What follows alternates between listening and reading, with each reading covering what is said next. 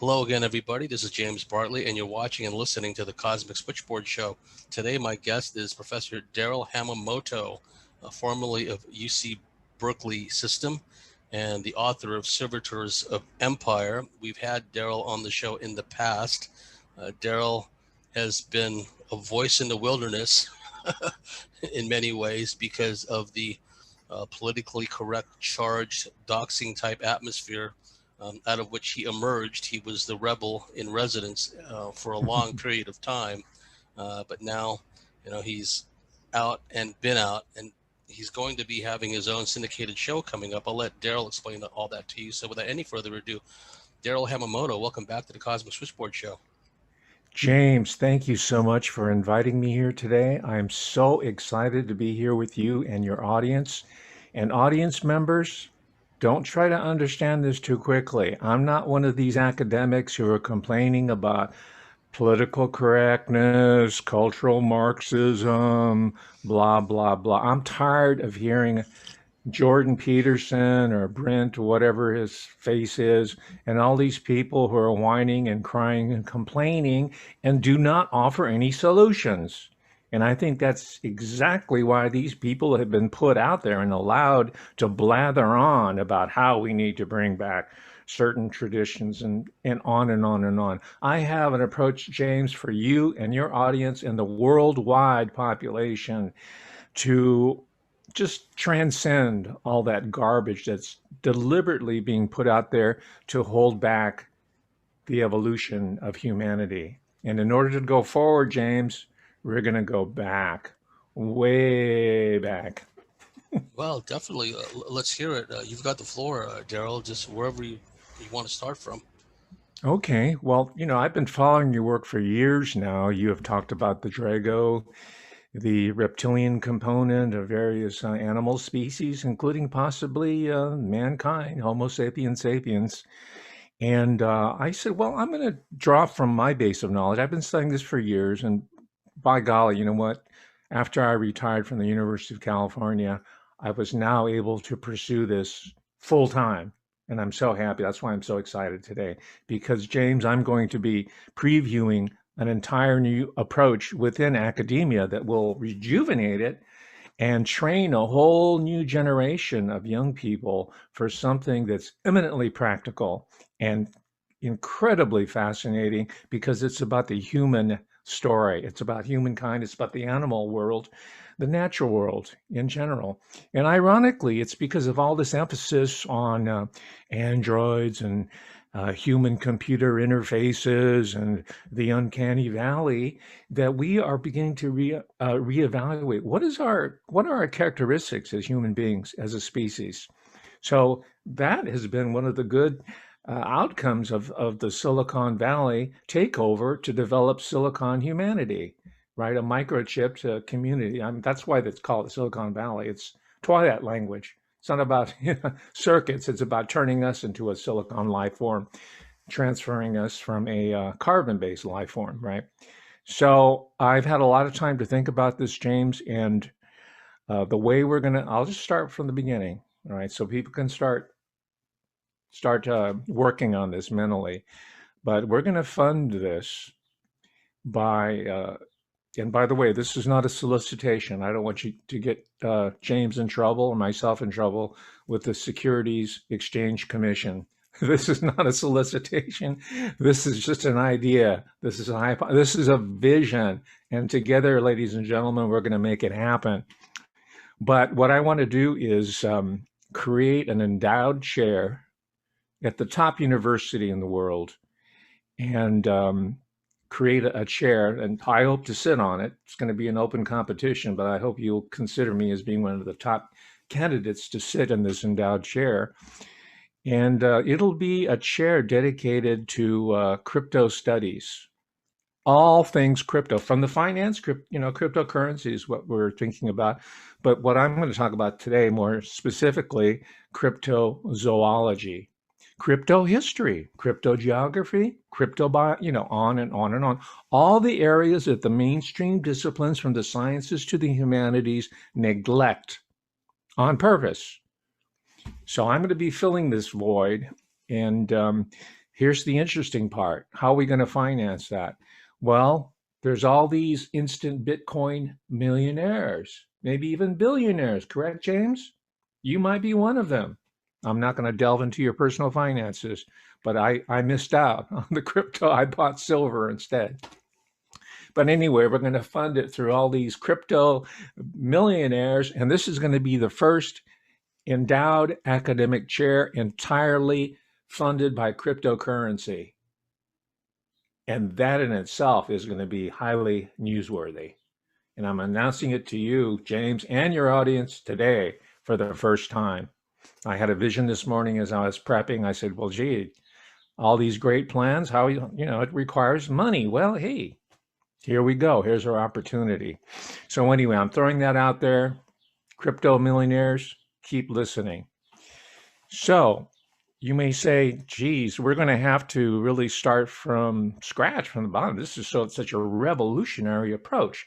No, it's not. It's been here all along. It's just been occulted, not occult, occulted, hidden away. And instead, what did they give us? They gave us queer studies, GLBTQ consciousness, ethnic studies, gender studies, women's, all of that we're hearing that Jordan Peterson, the Canadian subject, and other individuals from overseas who have been selected to throw this flack at us and pretend that they're the opposition, they're the controlled opposition, right? So we've heard that already.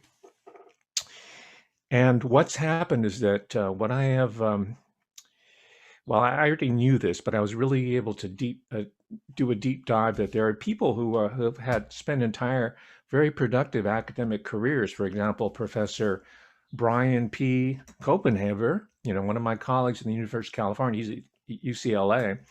Great book. It's called Magic in Western Culture, right? He was there for 30, 40 years. I think he's retired now, but and I won't go through these. I have a whole collection of academic literature and books that talk about, well, anything from cryptozoology to the magic tradition, Western esoterica, as well as Asian esoteric traditions. Our friend and colleague, Masaki Miyagawa, delves heavily into that. He comes from that lineage, that bloodline. And that's going to be one of the main focuses of my show, right? So it's been in place here. It's been here all along, and I'd like to spend some time at this point to introduce to you and your audience, or some of you may already be aware of these publications, but just a couple of examples of academic journals that have been around, not super long like the Royal Society, but they've been around long enough to establish their bona fides and to develop a interested, albeit specialized audience of their own. And my function, of course, as this person who's sitting in this endowed chair, will to bring this idea, this whole vision to the larger public and involve children, students, retirees. Everybody can get involved in this. Now, the first journal that you might be interested in, your audience, is titled The Journal of Scientific Exploration. And that sounds generic. It sounds very nondescript, let's put it that way. I think it's intentional, because let me read to you its own description, and you'll see why I'm so excited. It says, the Journal of Scientific Explanation, not Exploration. Journal of Scientific Explanation is a quarterly peer-reviewed journal. Since 1987, the JSE has published original research on topics of interest that cover a wide spectrum, ranging from apparent anomalies in well-established disciplines to rogue phenomena that seem to belong to no established discipline, as well as philosophical issues about the connections among the disciplines. And it has book reviews, letters to the peer correspondence, and all this. And $60 a year, and you get 4 issues. And I think you have to be a member of the JSE itself, which is fine. So you have that, and it's a wide range of articles. I can get them through my own services, and I can even share some. I do have a Patreon account, by the way, and I sometimes share these articles if people are interested in pursuing this and just kind of taking a glimpse at it. Another excellent journal is titled International Society of Cryptozoology, founded in 1982. They all kind of started in the 80s for some reason. I think this is because already the agenda in academia was to start queering everybody and start racializing everybody and start dividing people in the 80s. So they were kind of getting ahead of this to say, we have to carve out our space here and come together as a community so that we aren't completely overwhelmed, overshadowed by this onslaught, which, by the way, I'm happy to announce to you, James, and to your viewers, that the whole scare of the last 40, particularly over the past 10 years, but it's been a long time coming. Over the last 10 years, we are going to see, for the most part, the end of GLBTQ studies at the university. Racial, gender studies, identity politics studies is finished. It's over. And ironically, it was this false flag bio attack. And by the way, that's also part of the cryptozoological investigative stream here for us. That has wiped it clean because those people are not on campus anymore. They physically have been expunged from it. And I think that's the way of the establishment kind of yanking back their chain and saying, okay, you've done your job. You brought your Milo, all your limited hangouts, your Milo Yiannopoulos, and you went to Berkeley and they threw eggs on you and they hit you with bike locks. And, we had that whole Trigglypuff and all the different characters trotted off for a couple years. So that's over. Now we're moving into the next phase. We're going right now into the biowarfare, which, by the way, also makes this area of study so much more important. The apparent, not ethnic cleansing, but species cleansing of planet Earth makes this line of inquiry important to our survival. It's hardly trivial. It's hardly just fun and games, although it is highly fascinating and engaging. So here's another journal for you, International Society of Cryptozoology, founded in 1982. And this is how the journal itself, in its editorial policy, defines cryptozoology. It refers to unknown, crypto, hidden, right? Zoology, well, we can go with the conventional designation, and that itself, zoology, is it's a modern discipline. And for all the abuse that's been heaped upon people like Charles Darwin, he was one of the fathers of what we call today zoology. And he was also an excellent recorder, a painter of the natural environment, flowers, animals, and he kept incredible diaries. And unfortunately, again, the race, class, gender people hammer away at Darwin. They want to pull down his statue and say, well, he's the father of evolution and it's, fake science and all that. Yeah, he was. And some evolutionary principles have been scientifically established. So he's come under a lot. I'm not defending Charles Darwin. He was a representative of Victorian England of the age of exploration, which, by the way, it was during the Victorian age of colonizing the entire world where all these cryptids started being observed, right? And it was because of these Victorian scientists who went into areas where non-native people had never been. They understand these animals as being part of their habitat, of their world. But if you're coming from a little island in northern Europe called Britain, England, Albion, and you're going to the Congo, to you it's fantastic, it's marvelous. So anyway, that's kind of the origins of both the fascination of the unusual, these different species that hadn't been seen, and also the repulsion of it, right? And that's the anti-science group, the skeptics that you and I and your audience still have to deal with. And that number's dwindling. That's another piece of good news because of all this research that's being done on their terms in academia, in the university, and it fits all their criteria for what constitutes science versus mythology and folklore, right? So the unknowns, this is how they define it.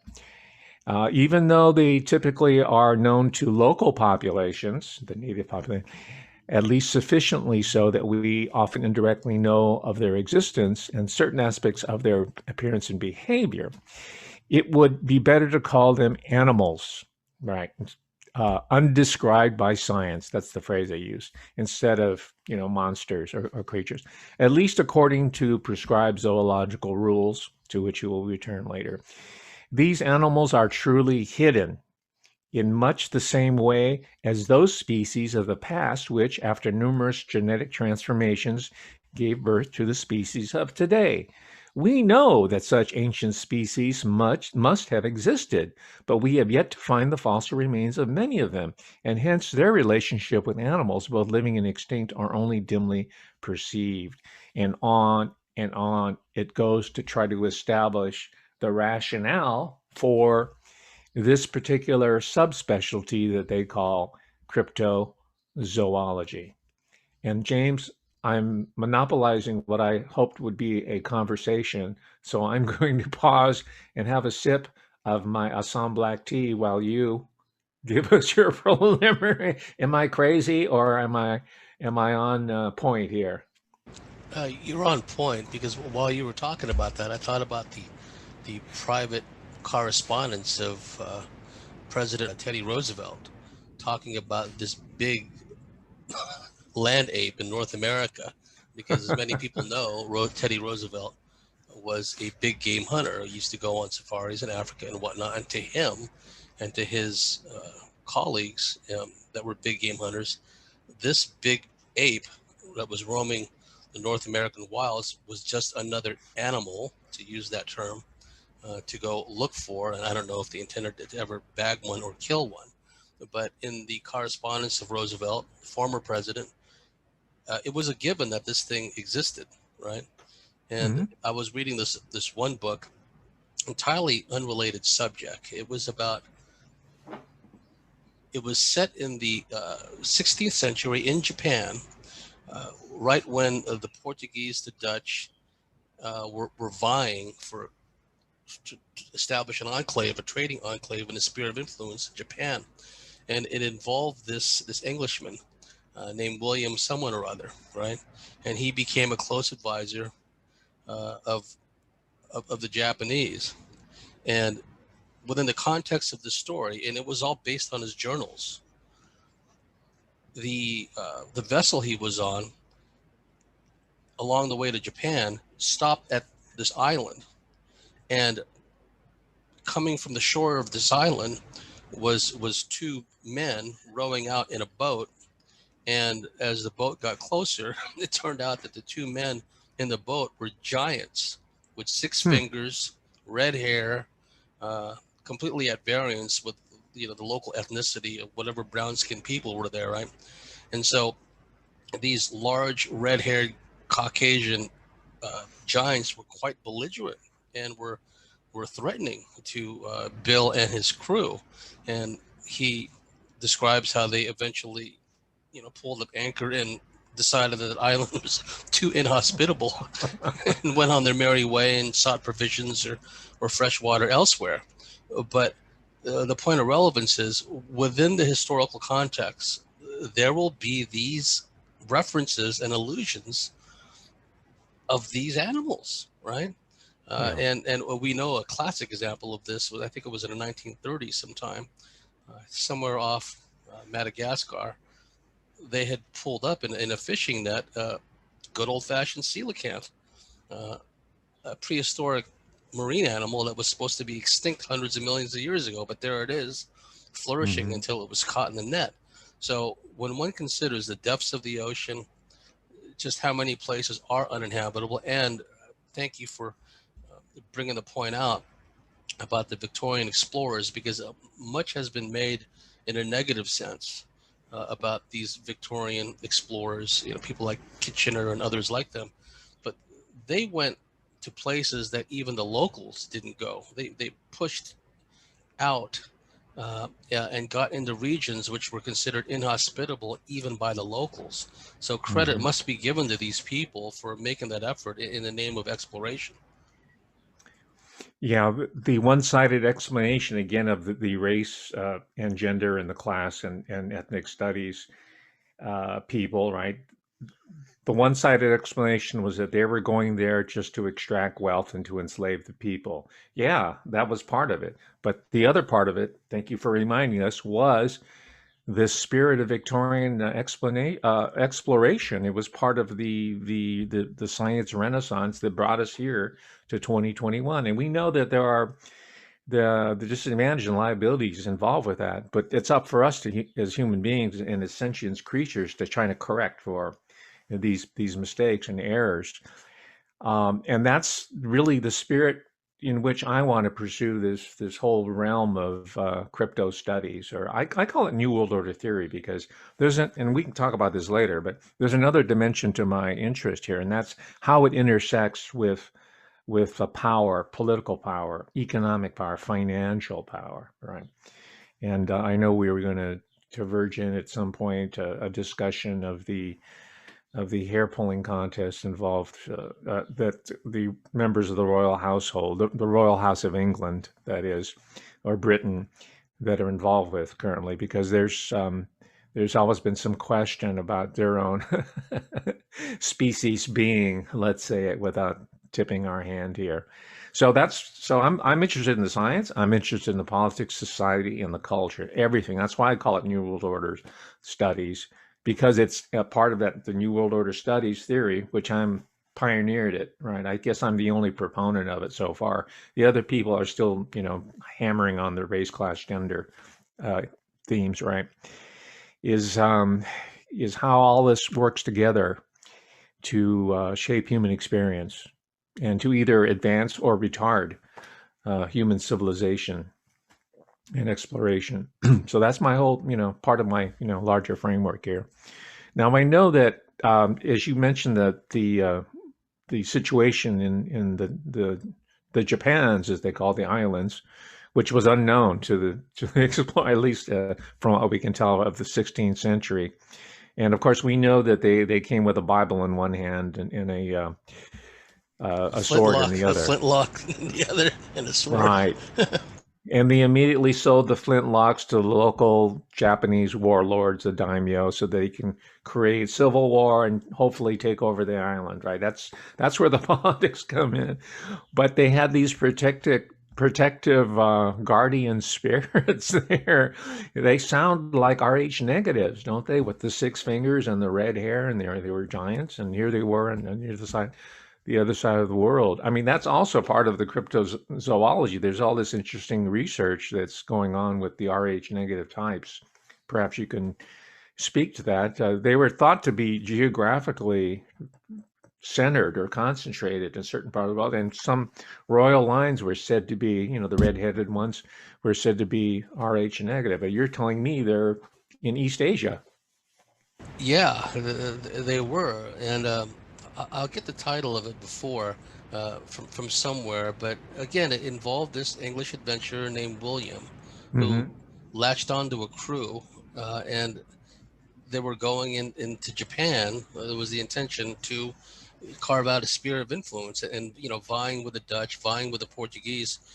Just a fascinating story, but the the story of the giants, particularly ones with six fingers, is literally legion around the world. I've had Jim Vieira on the show, and his colleague Yu, and they talk a lot about the connection between Native American burial mounds, giant skeletons, and elsewhere around the world, megalithic structures, and the local lore Mm-hmm. associated with giants. And then here we have this unusual structure, to say the least, offshore of Okinawa.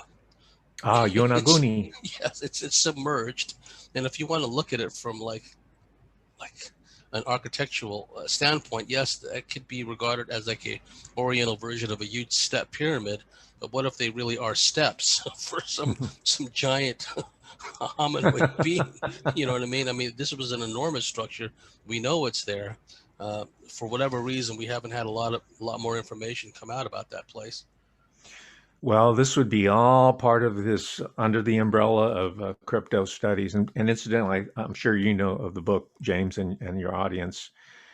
Great book by Graham Hancock, specifically on Yonaguni And I believe he's an expert diver too, so he went down in there and checked it out.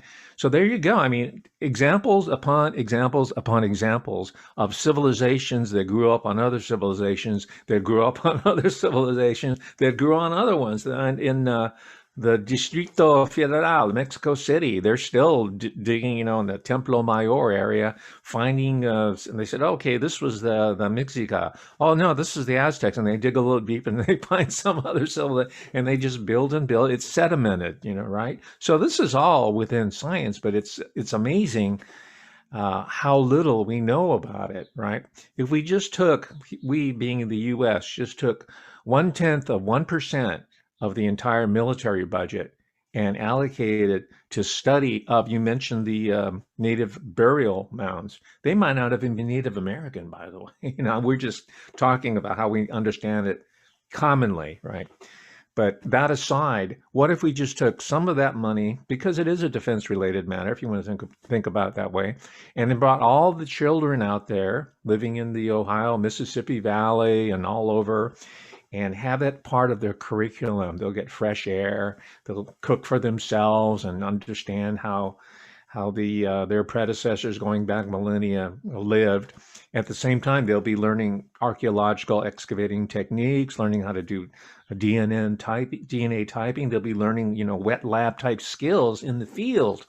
And in the same way that the British in the Victorian age, again, developed Egyptology as their sort of laboratory to understand the evolution of humanity, we can do that in our own home turf, wherever we are. We can be in New Zealand, Australia, in the United States, Canada, in Japan, China, and have all the local people, right, from children, and make it part of their everyday awareness that we are, literally digging into our heritage and finding out who we are as a people. And you know what? The first conclusion they will come up with, these categories of race, class, gender, they're of relatively recent vintage, and they really have zero relevance when you're talking about the full scope of Homo sapiens sapiens in the pre Homo sapiens iterations of life, of human life forms and animal, right?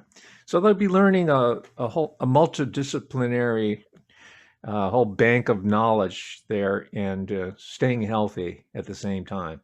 So that's the pedagogical vision that I have. Well, that's a Why great spend vision so for. much focus on the Middle East? It's great. Yeah, Yes. sure. Let's do it here in North America, in the U.S.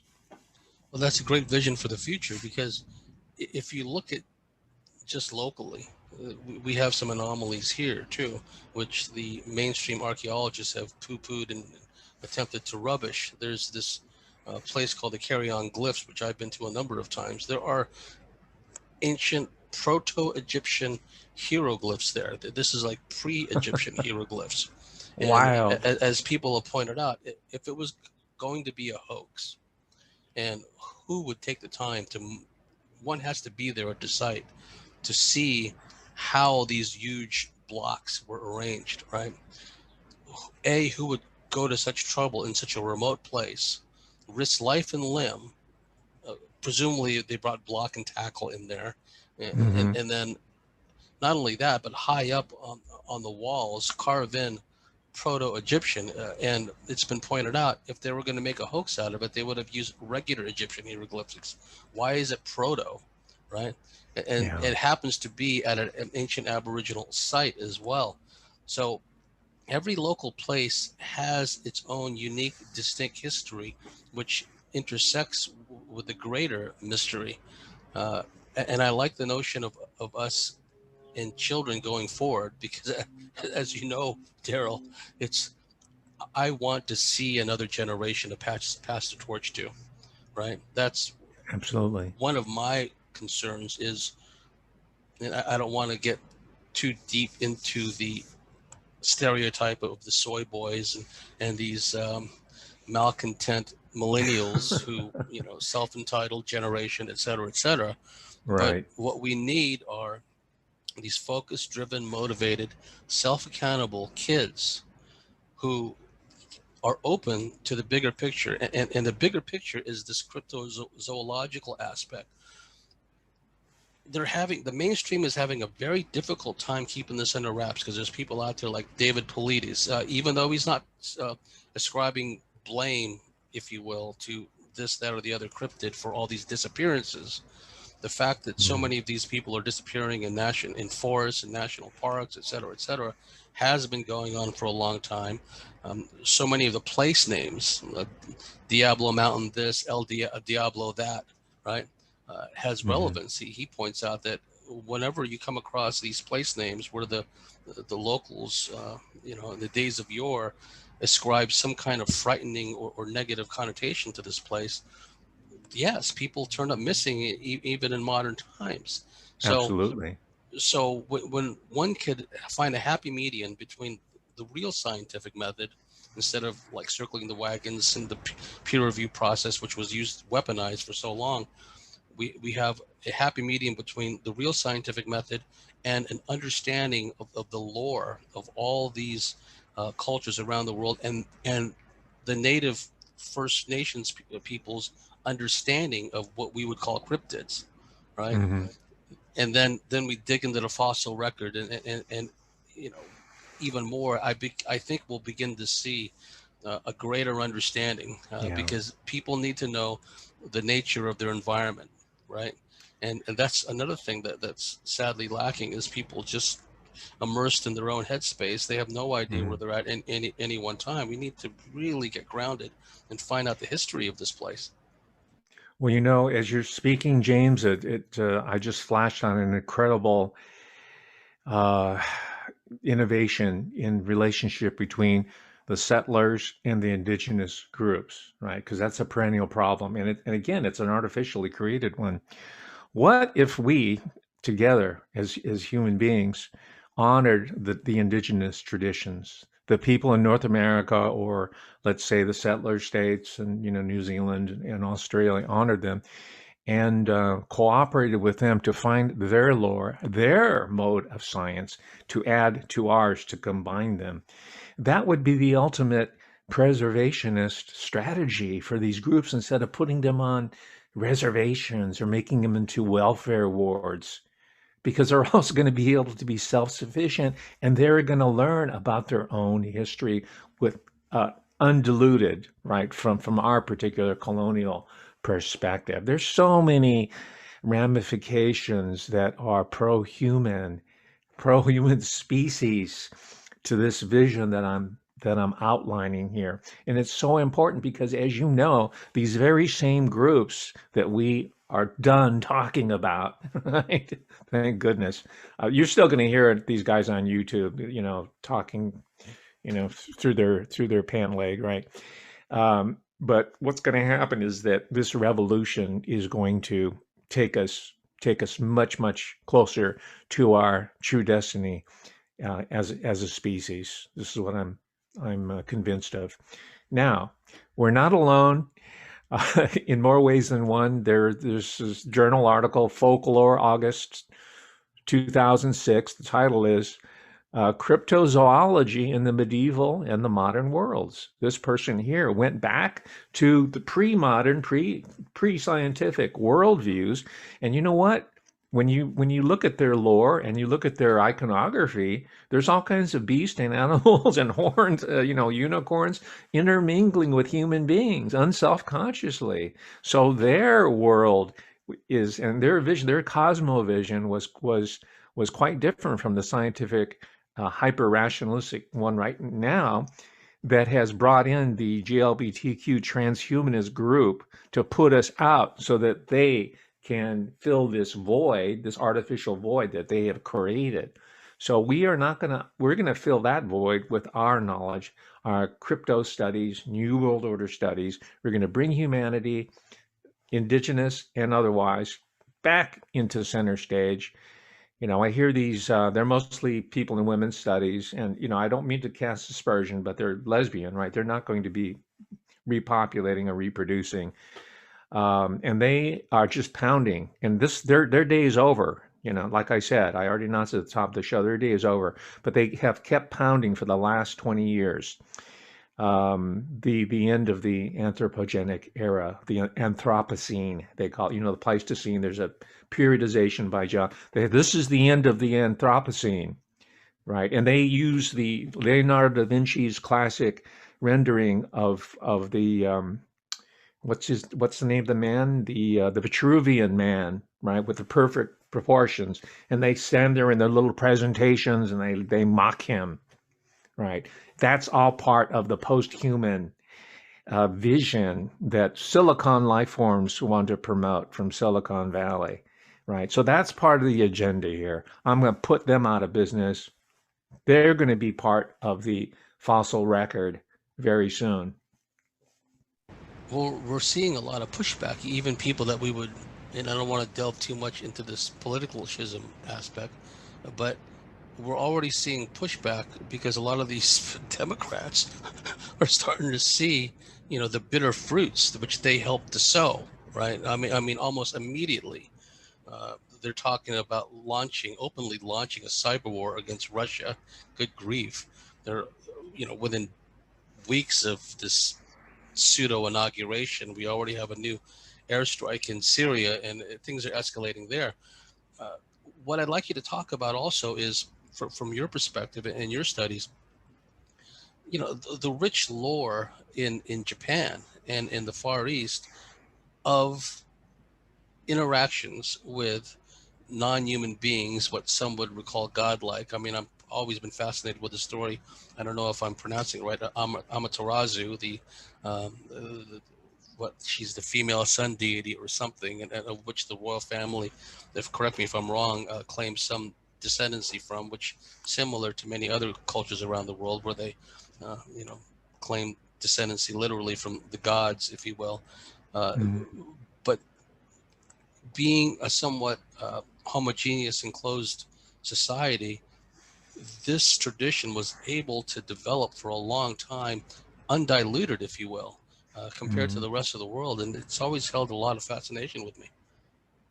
Well, that story is that fable, the creation of the Japanese archipelago seems to be there's different iterations of it all over the world. It seems to be archetypal, but more specifically, when you're talking about what now we know as Japan, which in the old days was just a series of these indigenous tribal groupings, right? But it's and this is another area of my focus, my study, sexuality, human sexuality. But the creation myth of the Japanese archipelago is that these islands were created by the semen of the male principle and the female, which is Amaterasu, right? And so you had this conjunction of male and female, this coming together, copulation that created the universe, Japan, but in their cosmology, it's the entire universe. But it's rooted in sexual congress between the male and the female principle coming together. What is the main focus of attack of the past 30 years of GLBT studies? It's to sever that relationship, which is en route to the post-human vision of the Silicon Valley boys, that is silicon life form or pseudo life form boys. That's the way they come together. So yeah, the mythology there, it's in modern times, you have an incredible, I don't, I'm from Okinawa. My maternal line is from that area that you mentioned earlier, Yonaguni. And they're distinct. Japan is not as homogeneous as you think. It's like America. There's all these different tribal in the way, the ancient past. And one of them are Okinawan. Okinawans only became Japanese in the modern period. They were part of mainland China and the Philippines and Taiwan. They were more culturally and intellectually and in terms of religion more akin to those indigenous traditions as opposed to Japanese. And they suffered a lot of discrimination in the modern times because of their weirdness and their difference.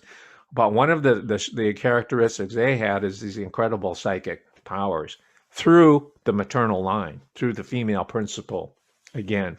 And you alluded to just briefly, James, the hijacking, right, of our republic, the American Republic, formalized on that day of January 6, 2021.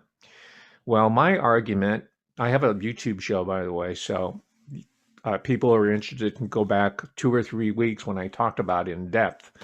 But I talked about the sacred feminine, the feminine principle running through the bloodlines of Melania Navs. That's her family name. When they were occupied by Germany, right? Countries are always being occupied, taken over, and that's what's happening to the US right now. But under German rule, her family line was called Naus, but then she was Navs, and now she's Melania Trump. I have all since the beginning and to this day, and I'm making a prediction here for your audience. I always saw the Melania Trump and the sacred uh, feminine, right, the maternal line, is being more important to the destiny of the United States of America and the future of the world than that of Donald J. Trump, the president, ostensibly the president. It's really running through her. So one of my um, research interests is to perhaps, both of her parents live in the U.S. Talk to them, get an idea of the family history, and go to Slovenia, trace those lines, look through this incredible rich Eastern European, Central European intellectual as well as a spiritual heritage that we. Especially my generation, the baby boomers, we were blacked out of that because it was behind the Iron Curtain. So there's this whole, just like, crypto knowledge, we were prevented from understanding and appreciating and really, really figuring out how that Central European, Central Asian as well, um, traditions, spiritual, intellectual, scientific traditions, how they go into the building of the larger world civilization. I think that was kept away from us purposely as part of the Cold War. We think, oh, it's just USSR versus the free world and the US. It's a nuclear standoff. Right? Yeah, that was part of it. But I think the part of an integral part of the agenda was also to occult that tradition of Central Europe. So I think the fact that Melania Knauss and Trump is there is a opportunity for us to as people who are part of a world civilization to reconnect with that part of the world to complete or more closely complete the picture of contemporary society, and thereby avert these wars, When these you when NATO wars. Oh, absolutely. And when you look at the lore of medieval Europe prior to that, you see not just a parallel with the First Nations traditions around the world, native peoples, if you will, as far as mythical or cryptozoological animals and life forms. Mhm. But in the old days, in old Europe, their stories were rife with werewolves and lycans and dragons and and I think that one of the problems that came about was, which is held up to this day as being a hallmark, when the Enlightenment came along. We went from the age of stupid superstition to being enlightened and scientifically orientated, what have you. But in the process, whether it was deliberate or not, Darrell, we lost all this stuff. But embedded Yes. within the lore, especially in places like the Balkans, but I'm not singling the Balkans out, Mhm. and Hungary and Eastern Europe, and going further out to Eurasia. Yeah. It's no coincidence. You brought up Melania. It's no coincidence that some of the most psychic and intuitive people I've ever met were from what used to be Yugoslavia. They're Croatians or whatever the case may Hmm. be, and the communists, because on the surface they're this reductionist, God rejecting Materialistic. materialist, but Hmm. at their core they're a bunch of Luciferian Bolsheviks. Yeah. But what was happening in the West, where these very gifted people, um, distinct genetic profiles, some of them Rh negative and known to have in some cases ET contacts, were being mind controlled, exploited, and utilized by Western intelligence. It turns out, with my discussions from people that came from the former East Bloc, that the communist intelligence services, the KGB and its satellite intel agencies in the various Warsaw Pact nations, were doing the same thing, right? Yes. So, Yeah. so outwardly they're materialistic and they reject anything to do with spirituality, but at their inner Mm-hmm. core, um, they're deeply interested in the psychic Mm-hmm. aspects, and also you look at a place like Bosnia, where the Bosnia pyramid is. One of my friends, she grew up in a village not too far from there, and maybe it's just Australia, maybe it's just that place in Croatia, something about the water or something, but the people that I know that are Croatian, that are from that part of the world, they small sample size to be sure, Darrell, but they've had ET experiences, they've had military abduction experiences, they're extremely Mm-hmm. gifted and extremely psychic. So it is something that needs to be delved into, and there's a tremendous resource there that can be tapped for the benefit of humanity. All this occulted stuff, Yeah. it's got to go out the window. There's got to be this blossoming, this springtime, if you will, where Mm-hmm. this comes out. Well, the perspective of, let's say, the Bolsheviks, the philosophical materialism, the atheism, that was for the peasantry, the working class people. The people who are in charge maintain connection and studies like psi, right? Remote viewing. They kept that for themselves. And it's the same way here in the U.S. While we were going through our revolution, and currently now, we're giving a lopsided area, realm of experience, academically or otherwise. And Science Magazine and Popular Science and all the other journals keep promoting this lopsided vision of reality for the larger population who they want to be drones, the technocrats. A lot of them are Asian immigrants, by the way. That's was my area, and they use them because they have no historical understanding, archaeological, of what the United States is, what the culture is going back. It's just the textbook version they got, right? And they did very well. They scored high on the standardized test, which got them into medical school, right? But it's lopsided. And that's just the way they want it. But the people, the ruling class in the US, never had abandoned the trivium, all the classical, the medieval, esoteric. They always had it. Because I had a conversation with Peter Duke, an incredible filmmaker in Los Angeles. Says, well, what if we brought back the trivium and classical education? And I said, Peter, it never disappeared. There's nothing to bring back. They always had it, but they kept it for themselves. So, in my particular vision of crypto studies, we're just going to build on, people like Professor Covenhaver and people in Europe, Walter Hanegraaff. They've already laid the foundations there. It's just that the larger population has been kept apart from it. And when you have a gift such as Melania Trump, Melania Knobs, come to public awareness and public consciousness, that is something that people can fix on and say, yeah, what's her background? Let's talk about it. Let's and there's a reason why these British agents, such as Anna Wintour, her father was intelligence. Her father was known as Chilly Bill. He had no emotions. He was like a reptile, just like she is. You probably saw her in the movies, The Devil Wear Prada, right? With Meryl Streep, great role, and then Tina Brown. These are the people that control American popular culture. They're British agents, right? And so they get us into celebrity, and they cut us off from the history, while the real people who are in charge, who are maybe headquartered in the city of London or Wall Street, uh, practice these esoteric traditions, and they respect them. And that's their source of their power.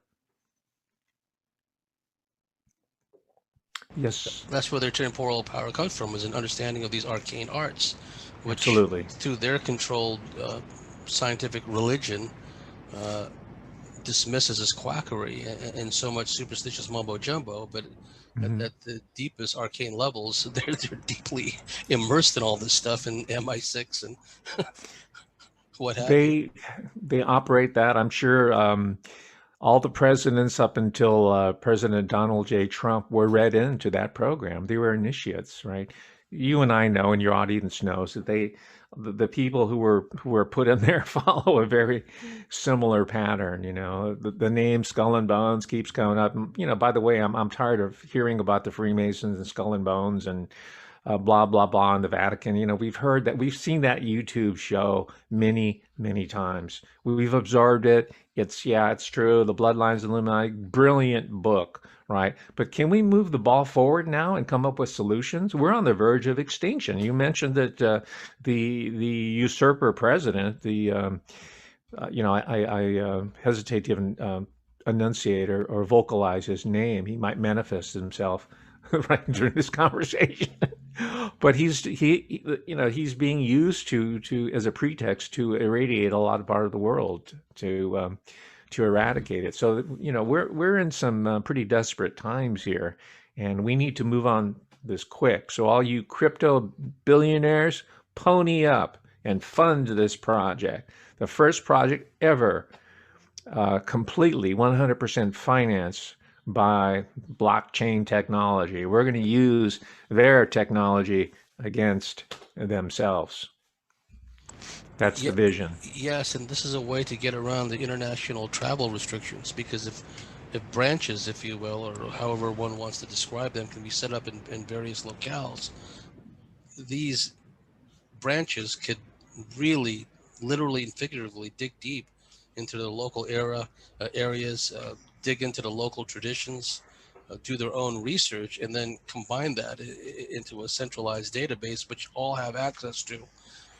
There won't be this whole initiate thing where you have to have the secret handshake to get to the next level of understanding, and everything is all occulted and stratified again, right? It'll be one size fits all. Everyone shares from the same pool of knowledge, which is how it used to be in some of these advanced ancient civilizations.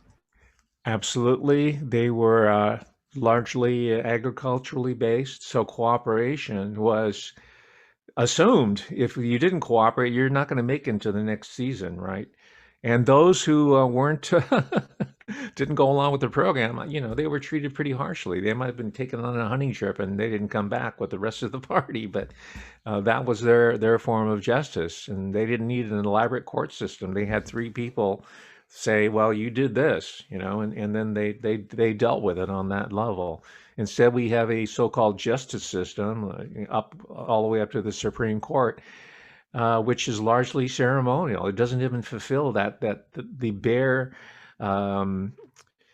the barest essence of what justice is amongst human beings. We know innately, and of course we're schooled and indoctrinated to morality and ethics, but we know innately when something's wrong and when something's not right. We're not even getting a modicum of that in the modern judicial system, and that, again, that's was intended. It was engineered that way. And we're frustrated and we're appealing to them. Like, that's another point I want to make here.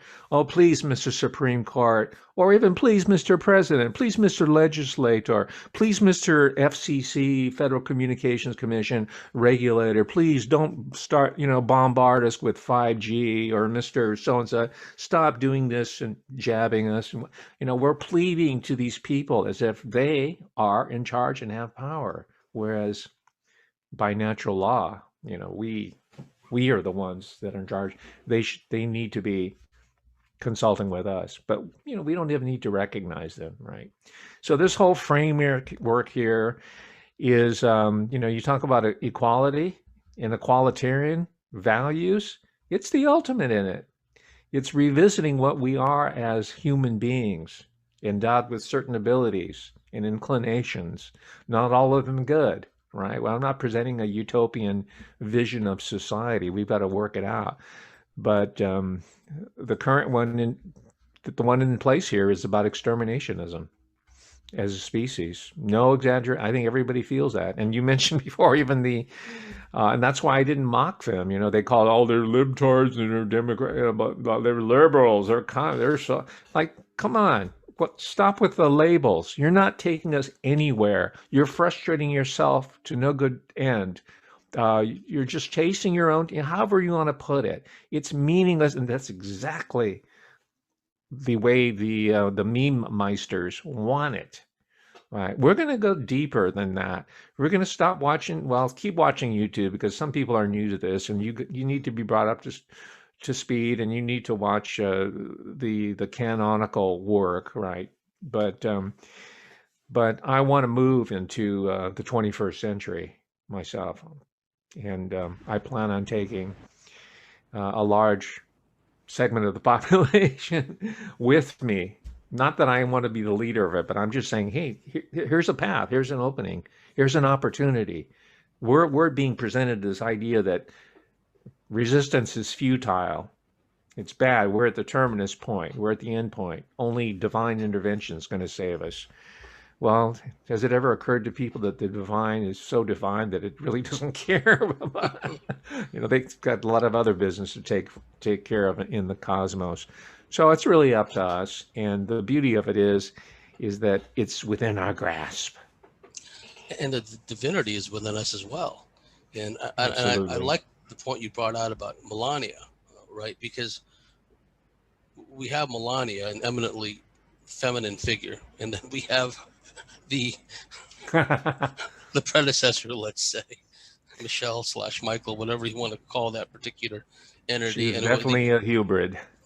yes, and then you have these other like chimeras, the AOCs of the world and whatever, and they represent, I wouldn't even call them a distorted version of femininity. They're just some weird Luciferian archontic abomination. And you brought up the conjoining between the feminine masculine principles within the Japanese context, and it made me think of the ancient Egyptian cosmology of Nuit and Geb, and Nuit is the sky goddess, and her womb full of all the stars of the heavens, and merging with the Geb, the earth god, right? So that's what it's all about, is continuation.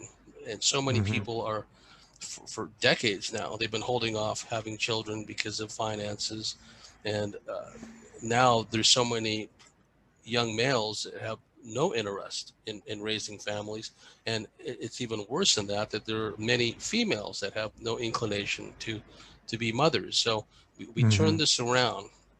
We make family core values at the center of it, where it should have been to begin with, and then have everyone have this vast base of knowledge that you're talking about, where there's no more mysteries. Everything is mystified these days, and described in gobbledygook. So you have that stratification again between the exalted ones and the and the dumbed down masses. But anyhow, we're just getting started. There's been a fascinating first segment with you, Darrell. Could you let our listeners and viewers know how they can find your work and perchance contribute to the effort you're talking about?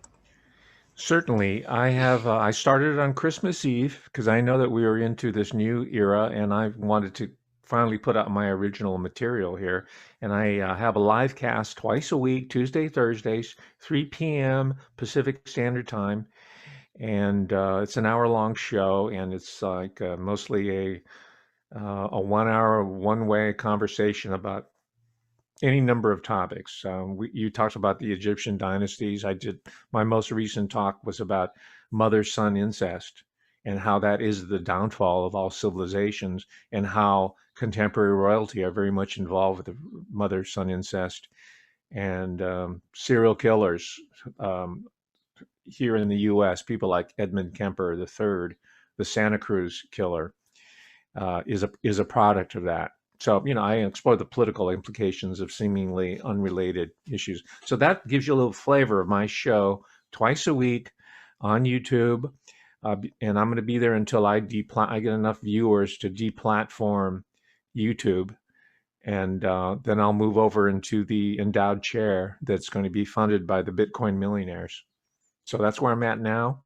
I'm also on a Thursday show. It's called the Thursday Trio. John O'Loughlin. It's called Macduff Lives, with the great investigative reporter George Webb. The three of us talk about the takeover of America through NATO and through the Pentagon and through these false flag attacks and these agents, these provocateurs, and under the guise of Proud Boys or Antifa that helped, and with the use of Ukrainian mercenaries with the orange hat who came and took. So we talk about it on Thursday, and then on Wednesday I have a call-in show with George Webb himself on another network. So Tuesday, Wednesday, and Thursdays are prime time for me. And I have a once a month, I call it office hours with Professor Hamamoto for the Patreon subscribers. If you want to join the Patreon or Patreon, it's there for you. And but the larger goal is to have a syndicated call-in radio show for a worldwide English-speaking audience. And there's a lot of English speakers in East Asia, South Asia, definitely India, Pakistan, and in the Asia Pacific area, New Zealand, Australia, as well as the U.S. But it's going to have that Pacific outlook flavor as a continuation of this larger civilizational growth from Africa, the Mediterranean, Central, Eastern Europe, through Western Europe, Northern Europe, and onto the Americas. So that's the vision. And for our dear listeners out there and you viewers, if you like what we do, if you believe in what we do, please go to thecosmicswitchboard.com, sign up and become a member, and we'll see you at the top of the next segment.